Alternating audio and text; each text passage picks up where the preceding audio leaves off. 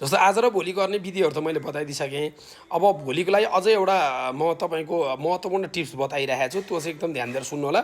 जस्तो श्रावण महिनामा परेको औँसी चाहिँ एकदम बढी विशेष हुन्छ। यदि तपाईँहरूको आर्थिक उन्नति प्रगति भइरहेको छैन, पैसा त कमाउनु भयो तर बचत भइरहेको छैन भने गर्ने के त भन्दा हजुरहरूले भोलि चाहिँ तिजोरी गल्लाहरू किन्न सक्नुहुन्छ या खुद्रुकी किन्न सक्नुहुन्छ। हजुरलाई जे पाएको पर्छ त्यही किन्नु होला। अलरेडी छ भने पनि त्यो भइहाल्यो, केही प्रब्लम भएन।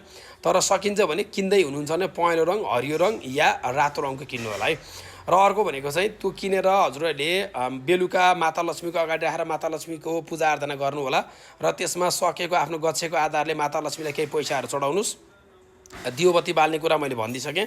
र अर्को के गर्ने त भन्दा तपाईँले पर्सि बिहान जस्तो भोलि लक्ष्मी पूजा गरिसकेपछि पर्सि बिहान उठेर त्यसलाई चाहिँ जस्तो खुद्रुके गल्ला तिजोरी जे छ त्यसलाई चाहिँ सेफहरू जे छ त्यसलाई चाहिँ दक्षिण पश्चिम कर्नरमा राख्नु होला।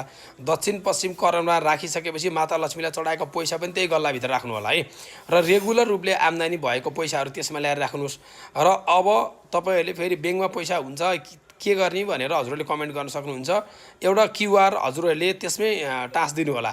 त्यही जस्तो जे छ हजुर त्यसमा टाँसिदिनु होला। त्यो क्युआरमा हजुरले पेमेन्ट सेभ गर्न थाल्नु होला। दक्षिण पश्चिममा राखेको क्युआरमा बहुत राम्रो पैसा बचत हुन्छ। दक्षिण पश्चिम कर्नरमा राखेको तिजोरीमा पैसा बचत हुन्छ। सुन गरगहनादेखि लिएर लाल पूर्जा आदि इत्यादि जे छ पर्सिबाट त्यहाँ दक्षिण पश्चिम कर्नरमा राख्न थाल्नुहोस्। त्यो साह्रै नै राम्रो तपाईँको बचत हुन थाल्छ। अब यदि ब्याङ्कमा राख्नु पऱ्यो भने त्यहाँ राखिसकेको क्यासलाई निकालेर ब्याङ्कमा जम्मा गर्नुहोस्। त्यो पनि एकदमै राम्रो बचत हुन्छ है।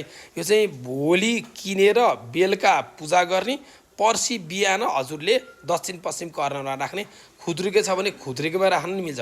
खुद्रुकेमा राख्ने भरिएपछि ब्याङ्कमा लगेर राख्ने, अथवा चाहिँ तपाईँको तालचा लगाउने गल्लाहरू केही बनाउनु भएको छ भने त्यसमा राख्ने।